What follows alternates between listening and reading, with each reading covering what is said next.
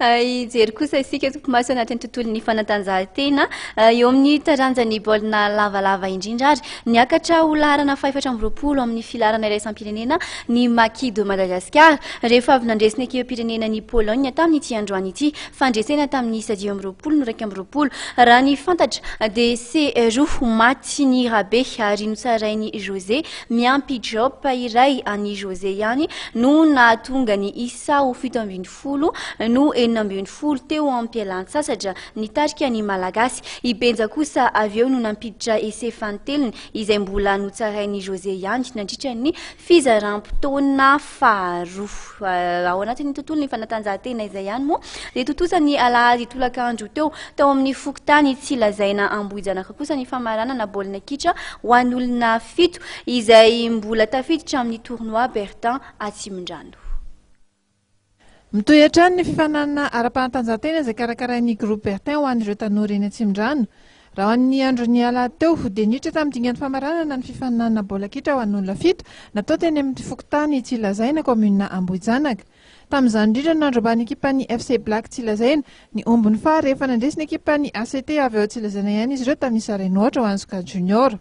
Ny aloha izay kosa ho an'ny Sokajy Veteran dia ekipan'ny FC 2F ireto miakanjo mainty ireto avy eo Tsilazaina ihany no nibatany ondry rehefa nandavy ny ekipan'ny JS Bevalala tamin'ny Saronoatra. Vao nanomboka 10 minitra moa ny lalao dia efa natafiditra mbola voalohany ny tompo-tanàna.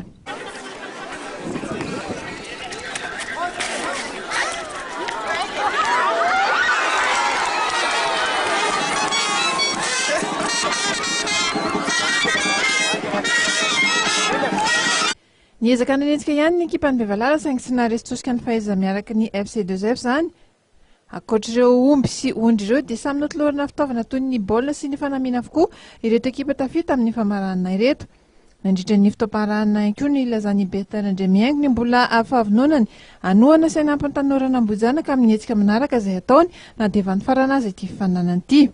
Izakilan'izay kosa dia anisolo tena ny mponina tao Tsilazaina Andriamatora Bemananjara aka nitondra ny fisaorana ho an'ny mpanohany. Ny mpanohana moa dia mahafinaritra mihitsy Andriamatora Bertin izay efa zatra ny fanatanjahantena nikarakaran'ity fanatanjahantena eto amin'ity Tsilazaina ity commune Ambohijanaka ity. Isaorana mihitsy izy satria nikarakara izy daholo izany ny karakaran'ity tournoi ity dia mahafinaritra mihitsy ny zavatra nataony aingany ka maromaro no loatra azy fa dia mikarakara ny Atsimondrano rehetra izany izy ny momba ny sport. Ny sport eto amin'ity faritany Ambohijanaka ity dia ataoko fa Tsilazaina voalohany indrindra satria mikarakara ny sport dia mahafinaritra mihitsy hitanareo amin'izao fikarakara izao olona marobe te hanao n'ity izay baolina ity nefa sasany aza ajanona satria tsy araka le fotoana daholo le olona hanao an'le fanatanjahantena eto aminay dia misaotra an'ireo olona izay tsy naharain'ity tournoi ity fa manaraka izy manao. Mariana Vasaika efa mandiva hifarina avokoa ny fifanana baolina kitra rehetra amin'ny tournoi Bertin. Mbola mitoetra ny kosa nefa nietsika amin'ny taranja hafa. Dia ny farana atao anatin'ny fanadihadiana ara-panatanjahantena iray iny ihany koa moa ny fotoanantsika tamin'izao alina izao. Mankasitraka anao tompoko lahy sy tompoko vavy niaraka taminay teto hatramin'ny farana tao anatin'izay fampahalalam-baovao izay manome fotoana amin'ny manaraka indray. Veloma tompoko.